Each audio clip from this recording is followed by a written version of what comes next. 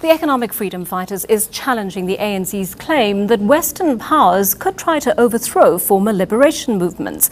ANC Secretary General Gwede Mantashe believes it could happen here and uses Zimbabwe's movement for democratic change as an example of such a move. EFF spokesperson Mbuyiseni Ndlozi joins us live in studio this afternoon. Mbuyiseni, thank you so much for coming in. This is not the first time we've actually heard either a governing party member or a member of government talk about attempts to infiltrate the country, to overthrow the government. Could there be any truth to these allegations? Well, we're here to reject these claims as a clear demonstration of the paranoia of the ANC for political change. There is only one thing that is going to institute regime change in South Africa, and that is the vote of the people. It is very irresponsible for Gwede Mantashe to go to Zimbabwe and make such a claim. It means he's mobilizing the continent to sympathize with the ANC the day it wants to either rig the elections or say that it doesn't want to go out of power. There are no Western powers that could ever infiltrate South Africa to seek regime change, because the Western powers are comfortable with the ANC.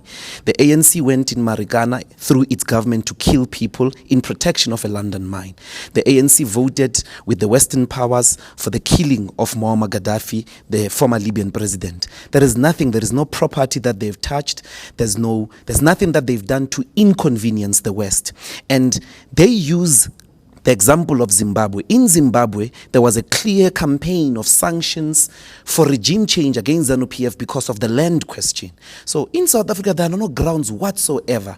If the people of South Africa want the ANC out, it's because the ANC is now eating the people. It's because of the incompetence of the ANC and the corruption of the ANC. And that's why they are being, and the most important thing, why we should all stand up on our feet and condemn Gwede Mantashe and the rest of the ANC is because they are going to lose some of the municipalities on the 3rd of August, and they must accept it as a democratic outcome and stop claiming that there is a third force. Would you not say there's at least some international discontent with the government of President Jacob Zuma, the issues over Nkandla, even issues of Omar al-Bashir and the way our government defied the Rome Statute? Surely there is some discontent. Any democratic government, any government in the world will have international interest. It will have people in America.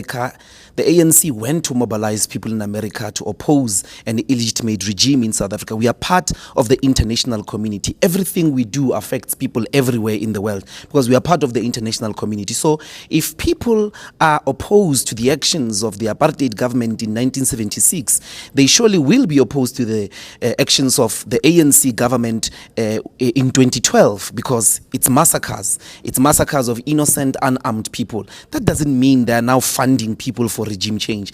But even if you go to Russia, even if you go to China to get a party support to do the activities for the ideas that you believe in, they've got to live with it, because that's how they themselves defeated apartheid. So what is important here is that we must not be shifted. The focus must not be shifted. They must accept that when the vote comes out and they are voted out of power, it's not because of a third force, it is because of the votes of the people. That's why we are here to sensitize and call on the rest of the continent to reject the ANC, because they are no longer representatives of the African Revolution. They are not taking land, they are not nationalizing the mines, they are not a threat to the West. They are actually the best friends of the West. I want to take you back a couple of years when a man who is now your leader, but was the leader of the ANC Youth League, Julius Malema, called a British journalist a bloody agent in a media conference and kicked him out. Were the implications of that not that there was some kind of foreign interference in South Africa? No, it was a response to a cultural supremacist attitude of whites. I mean, I'm sure that everybody that watched the video saw that the style of interviews in South Africa, of press conference, the press takes questions, we respond, take questions, we respond, and when we respond, they've got to keep quiet. But the British journalists kept coming in to irritate the president, and that was a reaction. When he was asked to keep quiet, he kept speaking. So that did not represent some ideological or bigger political agenda. Calling him a bloody agent, though, I mean, that term agent surely is loaded. Yeah, but that's why he apologized after. That's why he took it back. It was a heated moment where a white journalist in South Africa, you know, in a context that we live in, I mean, by the way, you know, racial tensions are part of our everyday life. And sometimes when you see arrogance from a white person, you can respond tough, particularly in front of cameras. So I don't blame him. Many people didn't blame him. And even after, he said that was not the best way to deal with that situation. That was not the way of condoning the fact that the journalist was being aggressive. So, but that's not the grounds to point to some international agenda to infiltrate South Africa.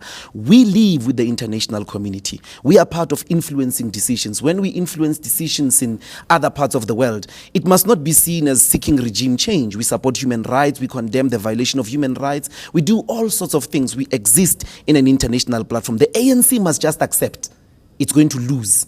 And when it loses, firstly, it must be prepared that it must run free and fair elections. When it loses, it must go home. It must not say, no, it's a regime change, you know, third forces from the US and the West, because those are their best friends anyway. Thanks very much for talking to Thank us. you. EFF spokesperson Mbuyiseni Ndlozi.